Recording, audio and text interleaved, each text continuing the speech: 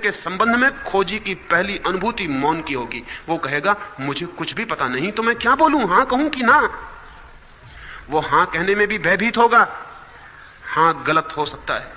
वो ना कहने में भी भयभीत होगा, ना गलत हो सकता है, मुझे पता नहीं है। तो सत्य के खोजी का पहला चरण होगा मौन। वो जीवन के परम प्रश्नों पर चुप हो जाएगा, वो किसी पक्ष में खड़ा नहीं होगा। मौन है निष्पक्ष, हां और ना सब पक्षों में बांट देते हैं। आस्तिक और नास्तिक इसलिए दोनों ही धार्मिक नहीं है, दोनों की खोज सत्य की खोज नहीं है। आस्तिक एक पक्ष ले रहा है हां का, नास्तिक विरोधी पक्ष ले रहा है ना का, लेकिन दोनों पक्ष ले रहे हैं, निष्पक्ष कोई भी नहीं। और सत्य की खोज वो कर सकता है जो निष्पक्ष है, अनप्रेजुडिस्ड, जिसके मन में किसी पक्ष ने कोई स्थान नहीं बनाया है, जो कहता है मुझे मालूम नहीं इसलिए मैं किसी पक्ष में कैसे सम्मिलित हो जाऊं। जिस दिन मैं जानूंगा उस दिन किसी पक्ष में खड़ा हो जाऊंगा।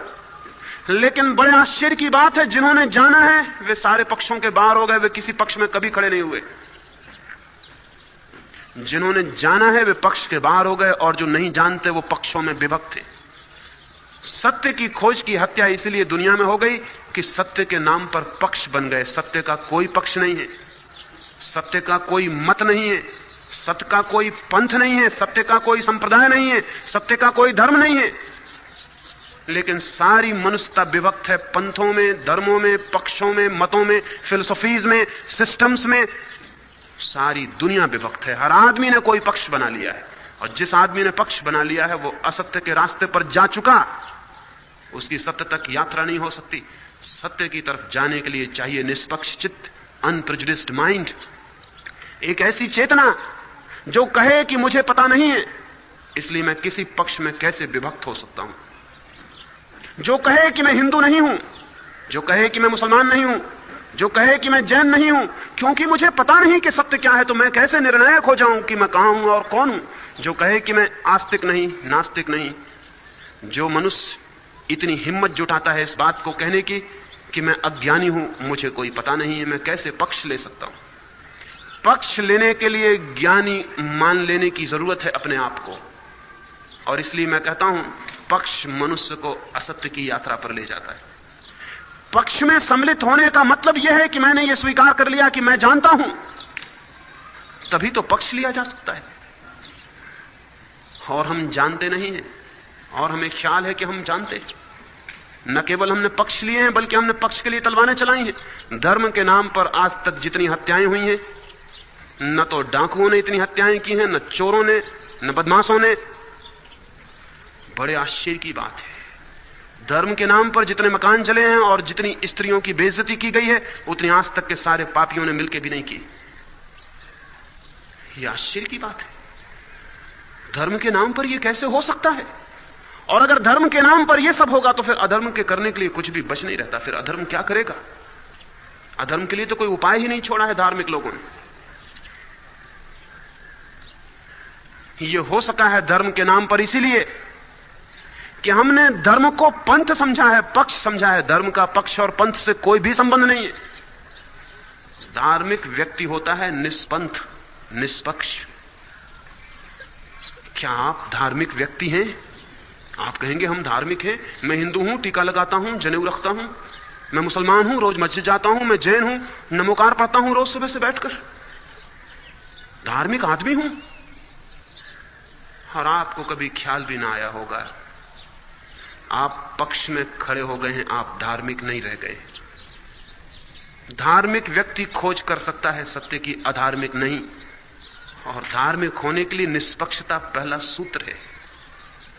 लेकिन हम तो बच्चों के पैदा होते से ही जहर उनके दिमाग में घुसने की कोशिश करते हैं। बच्चा पैदा हुआ और उसको जल्दी हिंदू बनाओ, कहीं उसको बुद्धि आ गई और उसने इंकार कर दिया कि मैं हिंदू नहीं बनता तो बड़ी देर हो जाएगी, इसलिए बहुत जल्दी खून में उसके डाल दो कि वो हिंदू है, मुसलमान है, ईसाई है, जैन।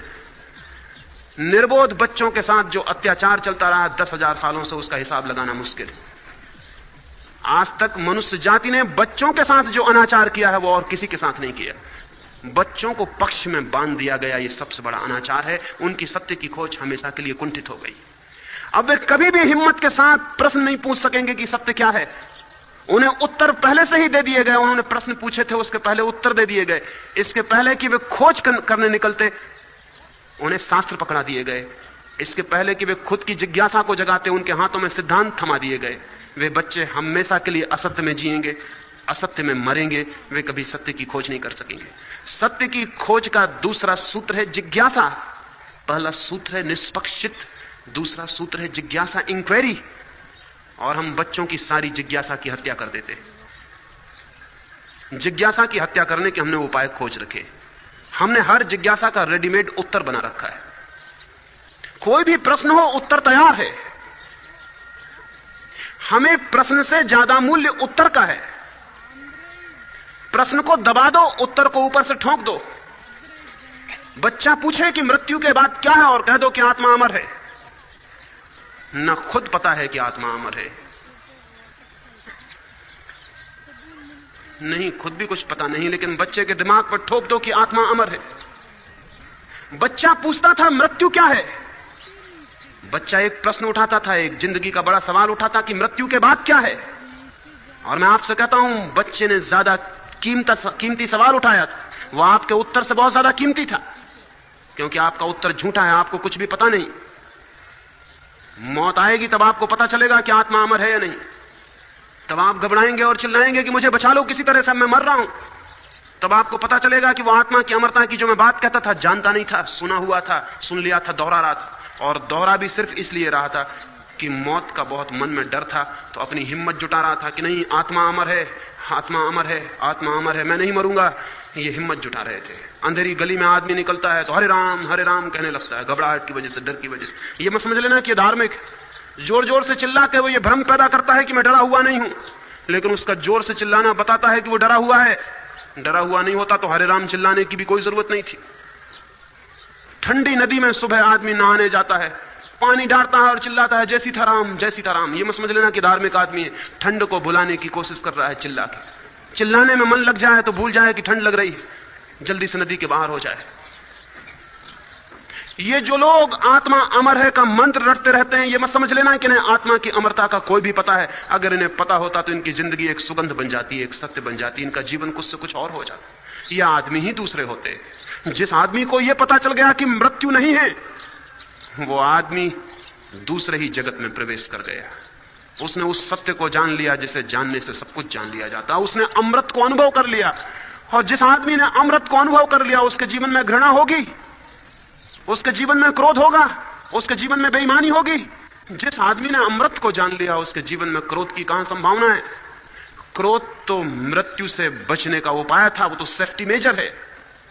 वो तो डर लगता है कि कोई मार ना डाले तो हम अपनी ताकत इकट्ठा करने के लिए क्रोधित होकर सुरक्षा करते हैं। घृणा तो मौत से बचने का उपाय है, सुरक्षा के उपाय हैं ये सब।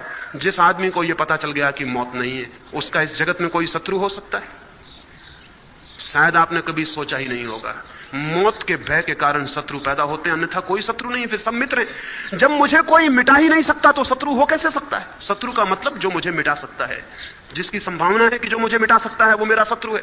लेकिन अगर मैं मिट ही नहीं सकता तो इस जगत में शत्रु कैसे हो सकता है? फिर सब मित्र हो गए। लेकिन नहीं, हमें कुछ पता नहीं है कि आत्मा अमर है। हम मौत को झुठलाने के लिए दोहरा रहे हैं कि आत्मा अमर है। और अगर एक पुरुष एक कोने में बैठ के दोहराने लगे कि मैं पुरुष हूं, मैं पुरुष हूं, तो क्या मतलब होगा इसका? इसका मतलब होगा कि उसको अपने पुरुष होने में खुद भी शक, नहीं तो दोहराता नहीं। हमें जिस बात का संदेह होता है वही हम दोहराते हैं, नहीं तो हम कभी नहीं दोहराएंगे।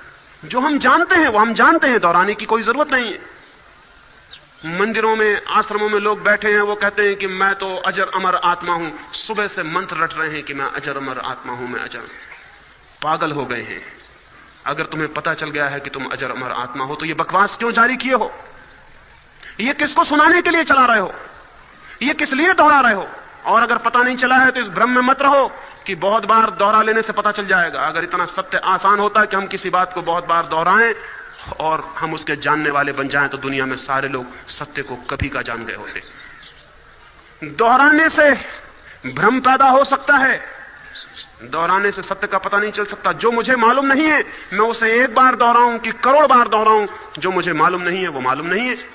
हाँ, लेकिन करोड़ बार दोहराने से यह भ्रम पैदा हो सकता है। वो पहली बुनियादी बात की मुझे मालूम नहीं है, करोड़ बार दोहराने से भूल सकती है, विस्मृत हो सकती है। करोड़ बार दोहराने से यह भ्रम पैदा हो सकता है कि मुझे मालूम है, क्योंकि मैं कितने साल से दोहरा रहा हूं कि आत्मा अमर है। लेकिन आपके दोहराने से कभी कुछ नहीं होता है। बच्चे ने एक बुनियादी सवाल पूछा है कि मौत के बाद क्या है। अगर आपको मालूम नहीं है तो अपने अज्ञान को स्वीकार कर लें, यह बच्चे के साथ हित और मंगल होगा और बच्चे की जिज्ञासा को बढ़ाने में सहयोगी होगा। और बच्चे को कहें कि मुझे पता नहीं, मैं भी खोज रहा हूं और अब तक जान नहीं सका हूं, तुम भी खोजना। और खोजने के पहले भूल से भी कभी मान मत लेना, क्योंकि जो मान लेता है उसकी खोज बंद हो जाती है। जो मान लेता है उसकी खोज बंद हो जाती है। जिज्ञासा का अर्थ है बिलीफ नहीं, विश्वास नहीं, श्रद्धा नहीं। जिज्ञासा का अर्थ है पूरे प्राणों की यह चेष्टा कि मैं जानना चाहता हूं कि क्या है सत्य जीवन का, क्या है रहस्य जीवन का, क्या है छिपा इस सारे जगत में, इस सारी प्रकृति में, कौन है छिपा इस दृश्य के भीतर, कौन अदृश्य है, इस शरीर के भीतर कौन अशरीरी है, इन शब्दों के भीतर कौन सा सत्य है, इन फूलों के भीतर कौन सा सौंदर्य है, इस सारे जीवन और जगत के भीतर क्या है छिपा, उसे मैं जानना चाहता हूं, मैं जानना चाहता हूं। और अगर मुझे जानना है तो मुझे उधार बातों से बच जाने की जरूरत है। लेकिन मनुष्य जाति के पाखंड में उधार बातों ने बहुत बड़ा हाथ जोड़ाया है। कृष्ण को पता है कि सत्य क्या है, बुद्ध को पता है कि सत्य क्या है, उनको पता है, और हम उनके शब्दों को दोहरा रहे हैं और सोच रहे हैं हमें भी पता हो जाए। उधार है वे शब्द बासे और मृत। जिसे पता है उसके शब्दों में प्राण होते हैं, लेकिन जैसे ही वे शब्द हमारे पास आते हैं निष्प्राण हो जाते हैं। हमारे पास शब्द ही आते हैं, अनुभव पीछे छूट जाता है। एक कवि समुद्र की यात्रा पर गया हुआ था। सुबह ही जब समुद्र के तट पर पहुंचा और उसने आकाश की तरफ उठती हुई झागदार लहरों